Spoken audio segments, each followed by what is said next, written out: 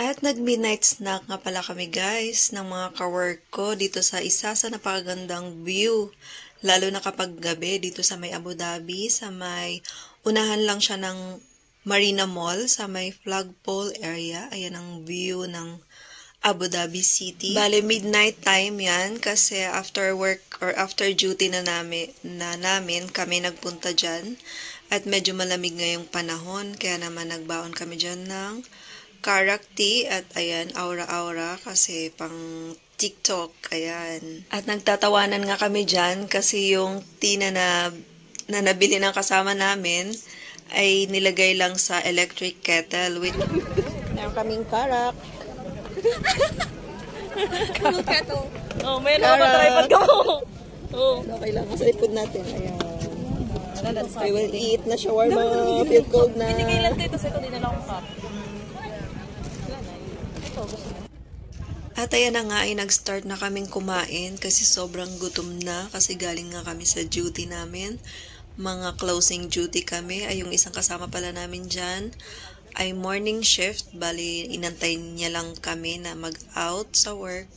At ayan na nga, nagkita-kita kami at kailangan din naming umuwi ng medyo maaga kasi nga morning duty pa tong isang kasama namin. At ayun lang, at least na-achieve yung aming plano na pagbabanding or food trip.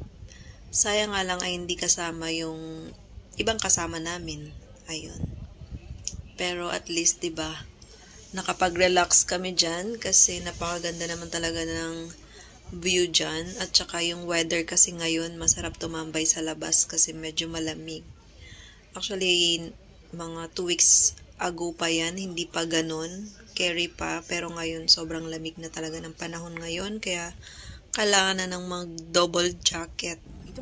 At after nga kumain, ay ayan naman, nag-inom na tayo ng karak tea, yung dala ng kasama namin na karak tea. Perfect talaga yan sa weather na malamig. Ayan, pero hindi na nga lang gaanong mainit yan kasi ngayon pinaglagyan niya is not thermos o yung hindi nagkikip ng warm. At ayan naman, may TikTok entry kami ng kasama ko. Ayan, TikToker yan. Kaya naman, syempre collab daw kami. Yung song pala na yan ay Strangers to My Eyes. Ayun lang, sana nag-enjoy kayo sa panonood ng video na to at ito nga ang aming pamparelax. Kailangan naming magbanding ng mga friends sa outside para naman ma-relax at makalimot sa mga problema. O diba, hayaan nyo na kaming mag-enjoy minsan. Ayan, thank you so much for watching everyone. Sana don't forget to heart, comment, and follow my FB page and vlogs page. Bye!